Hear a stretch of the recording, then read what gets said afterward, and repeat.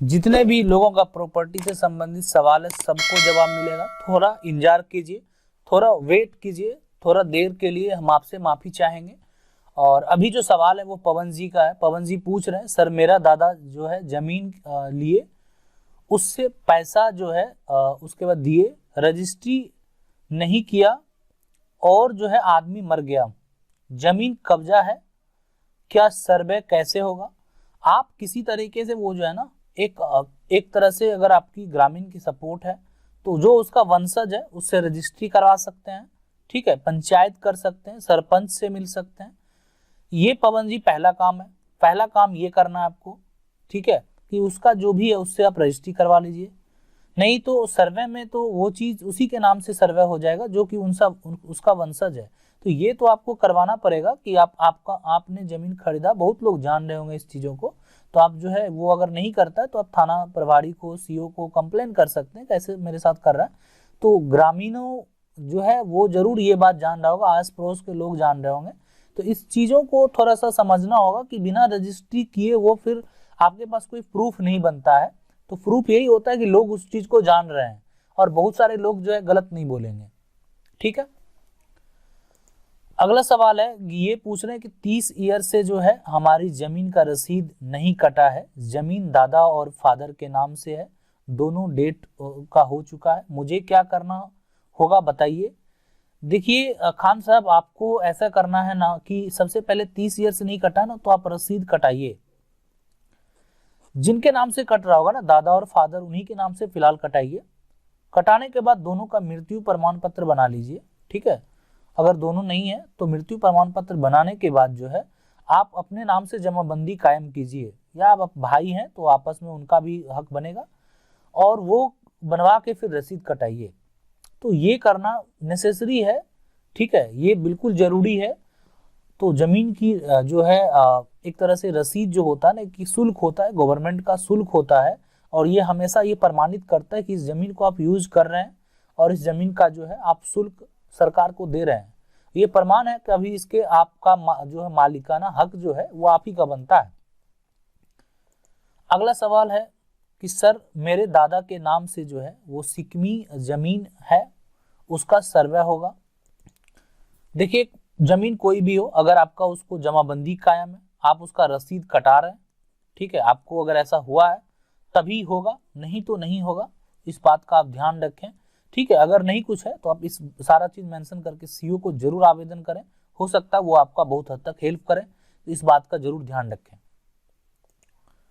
अगला जो सवाल है वो देखते हैं कि ये अमर जी का है, जमाबंदी जो है रद्दीकरण का क्या तरीका है ये बताइए।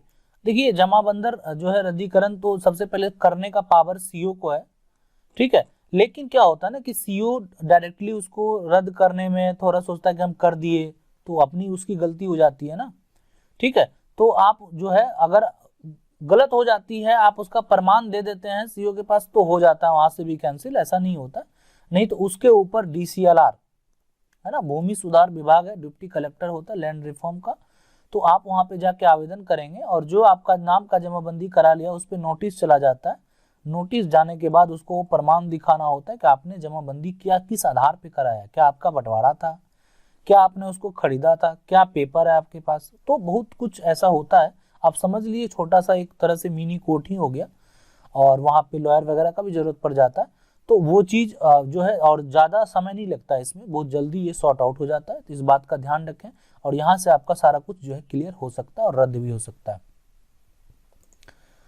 अगला सवाल जो ये पूछ रहे हैं साहिल राज सिंह जी पूछ रहे हैं, सर मेरे सवाल का जवाब जरूर दीजिए। सवाल मेरा यह है कि दादाजी 4 भाई थे, जिसमें जो है जिनमें से एक भाई की एक बेटी थी और उनका कोई बेटा नहीं था। देखिए यहाँ पे जो है ना, इनका जो दादाजी थे वो 4 भाई थे, 4 भाई थे ना, 4 भाई थे। तो 4 भाई में अगर बात करें तो एक की जो है ना, एक की अगर बात करें तो इसमें से एक ही डॉटर थी, ठीक है, एक ही डॉटर थी, तो बेटी थी। सवाल यह है कि तीनों भाई अपनी पुश्तैनी जमीन को आपस में कोर्ट से बांट लिए, और एक भाई जिनकी सिर्फ बेटी थी उनको कुछ नहीं दिए। अब उस बेटी का बेटा लोग जमीन में अपना हिस्सा मांग रहे हैं, 100% ले लेंगे साहिल जी, वो उनका हिस्सा होगा, बेटी का तो हिस्सा, इसका तो अंश का हिस्सा होगा ही ना, बेटी का तो हिस्सा होगा, हिस्सा मांग रहे, जबकि उनकी माँ एक चाचा को अपनी थोड़ी सी जमीन लिख चुकी है। थोड़ी जितनी लिखी है उतना वो चाचा के पास जाएगा, उसी चाचा के पास जिनको लिखी है। बाकी जमीन ऐसे ही दखल कर लिए हैं, तो वो दखल जो है क्या बेटा जमीन ले सकता है? 100% ले सकता है। ठीक है, अगर उसकी माँ सहमत है उस चीजों के लिए, माँ जो है अगर उस चीजों के लिए सहमत है, माँ ले सकती है। बेटा नहीं, बेटा भी उसका अंश ही है, वंशज ही हो गया एक तरीके से, इसके ये वंशज हो जाएंगे, तो ले सकती है। लेकिन माँ का भी सपोर्ट उस समय चाहिए, तो आसानी से ले सकती है, ऐसा कोई ज्यादा ये नहीं है। हक तो उनका भी बनता है। अगला जो सवाल है ये पूछ रहे हैं, सर मेरे पूर्वज लोगों के नाम से जमीन है और हमारे 3 भाई हैं, वो लोग जो है बंटवारा नहीं करना चाहते, लेकिन जो है हम करना चाहते हैं, कीजिए, उसके लिए क्या प्रोसेस है? अगर बंटवारा नहीं करना चाहते DCLR में जाइए और बंटवारा के लिए केस कर दीजिए। उसके बाद जो है ना वो लोगों के नाम पे जमीन, और वो हमारे 3 जो है भाई हैं, उस सब पे जो चला जाएगा नोटिस बंटवारा के लिए। ये दौरे आपस में जो नहीं करना चाहते वो नहीं करें, लेकिन उनका बंटवारा हो जाएगा, इस बात को समझिए। ठीक है, और करना जरूरी है। देखिए बांटने से ऐसा नहीं होता कि हम जमीन का टुकड़ा है ना इसको बांट लेने से ये ऐसा थोड़ी है प्रेम कम हो जाता है, ऐसा बिल्कुल नहीं होता। आप कागज से, आप अगर आप हकदार हैं, कागज से अपने नाम से दुरुस्त रहिए, वो सबसे वैलिड बंटवारा हो गया कि आप अपने कागज से जो है दुरुस्त हैं। अगला सवाल बात करेंगे, प्रिंस कुमार ठाकुर जी पूछ रहे हैं, है ना, सुरेश ठाकुर जो है रजिस्ट्री हमारे पापा के नाम से 1995 में जो है लिया गया है, पापा गुजर गए हैं, अब कैसे है ना करें, जो है बांट करें या जो भी है यहाँ पे, है ना। देखिए सबसे पहले तो आपने जमाबंदी पापा का कायम हुआ कि नहीं हुआ, अगर हो गया, अगर नहीं हुआ तो उस रजिस्ट्री को जो है ना आप उसको जमाबंदी करवाइए। नहीं, अगर हो गया है, ठीक है, तो अब जो है आपका जो रजिस्ट्री जमीन है ना उसको आपस में, अगर आप भाई में अकेले हैं तो ठीक है, नहीं अगर आपस में और लोग हैं तो आप उसको बांट सकते हैं, और बांटने का जो तरीका है वो हम आपको बता देते हैं। तो इस तरीके से जो है आप कर सकते हैं। अगला सवाल देखते हैं। अगला जो सवाल है वो है कि सर जमीन मेरे कब्जे में है, लेकिन कागज और रसीद जो है नहीं मुझे पता है कि जमीन किसके नाम से है, हमारे पूर्वज उसी पर रहते आए हैं, कोई उपाय बताइए। देखिए रसीद पता कर लीजिए, ये चीज़ है ना, रसीद किसके नाम से गढ़ रहा है वो पता कर लीजिए, और ये भी कंफर्म कर लीजिए आप रहते आए हैं, उसका एक प्रमाण देके आप CO को आवेदन दे सकते हैं, तो आपको हो सकता है कि वेरीफाई करने के बाद जो है कागज बना दिया जाएगा। तो ये एक तरीका होता है।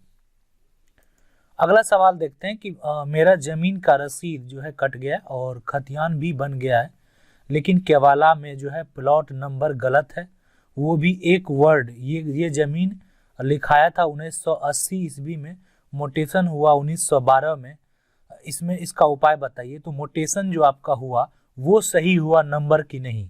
अगर आपका नंबर सही हुआ है, ठीक है, अगर आपका नंबर सही हुआ है तो कोई दिक्कत नहीं है, अब सर्वे में दोबारा खतियान बना दिया जाएगा और वो जो सही नंबर है वही आपका मेंशन होगा कि जो आपका मोटेशन में है। लेकिन अगर वो गलत हो गया है ना, उस केस में आपको उसका सपोर्ट चाहिए कि जो वो, या उसका वंशज का सपोर्ट चाहिए जो कि जमीन को लिखा था। इस बात को समझिए, अगर वो आपके सपोर्ट में है तब कोई दिक्कत नहीं है, इजीली कर सकते हैं, आसान होगा तब सब कुछ करना। नहीं अगर उसका ये क्या कहते हैं, आपको अगर सपोर्ट जो है नहीं मिलेगा तो थोड़ा सा दिक्कत है। अगर आपने वो नंबर का ही मोटेशन कराया होंगे जो सही है तब तो कोई दिक्कत ही नहीं है। अगला सवाल देखते हैं। अगला सवाल है कि 2 मौजा का जो है वो एक तरह से वो मौजा का सीमान है और सीमान के दोनों तरफ किसी का जमीन है, तो सीमान पर दोनों मौजा मिलकर जो घर बना सकता है क्या? 100% क्यों नहीं बना सकते हैं। मौजा अलग होने से क्या होगा, आपकी प्रॉपर्टी है, आपका वो सीमाना है, तो बिल्कुल बना सकते हैं, ठीक है। लेकिन वहां पे अपना जो भी है वो तो उससे कोई दिक्कत नहीं है, इस चीजों के लिए वो आपकी प्रॉपर्टी है, ठीक है। वहां से मौजा अलग होता है तो ऐसा नहीं कि आप नहीं बना सकते हैं, 100% बना सकते हैं। अगर आपको ऐसा कोई सलाह देता है कि नहीं बना सकते हैं, वो ग्रामीण ही हो सकता है, ठीक है। अगर आपको ऐसा कोई दिक्कत होता है तो ये बात के लिए आप सीईओ को आवेदन कर दीजिए कि सर मेरे साथ ऐसा ऐसा घर बनाने अगर नहीं दिया जा रहा है या बोला जा रहा है कि सीमाना है ये, आप ऐसा नहीं कर सकते। लेकिन ऐसा नहीं है, ठीक है, नहीं करना चाहिए कोई भी, वो आपकी प्रॉपर्टी है। अब वो अगर मान लेते हैं कि अभी बहुत ऐसा जो है जमीन है, जैसे मान लेते हैं यहाँ से कोई एक और डिस्ट्रिक्ट है और यहाँ इसको क्रॉस करने के बाद दूसरा डिस्ट्रिक्ट चालू हो जाता है, ठीक है, तो जिला ही बदल जाता है, हर चीज बदल जाता है। मतलब इस जमीन का जो अगर बात करें ना तो सब कुछ बदल जाता है, अंचल कार्यालय तक बदल जाता है, तो आधा इधर आधा इधर। तो उससे क्या हुआ, वो दोनों को हम यूज कर रहे हैं, दोनों में मेरा घर है। अब इधर वाला पार्ट का जो है दूसरा अंचल कार्यालय होगा और इधर वाले पार्ट का दूसरा कार्यालय होगा। हम अंचल कार्यालय तक की बात कर रहे हैं, लेकिन दोनों को हम जो अपने कब्जे में रख सकते हैं, कहीं कोई दिक्कत नहीं है, ठीक है। तो वो तो अपना गवर्नमेंट का चीज है, नक्शा में सारा मेंशन है, नक्शा में सारा सीमाना मेंशन है, सब कुछ मेंशन है, तो आप ऐसा कर सकते हैं, दिक्कत नहीं है वो सब चीजों के लिए। अगर आप लोगों का भी प्रॉपर्टी से कोई संबंधित सवाल है तो आप कमेंट करके पूछ सकते हैं। अगर आपको वीडियो अच्छा लगा तो वीडियो को लाइक जरूर कर दीजिएगा और चैनल को पहली बार देख रहे हैं चैनल को सब्सक्राइब करके बेल आइकन जरूर दबा लीजिए। मिलते हैं अगले वीडियो में, तब तक के लिए जय हिंद।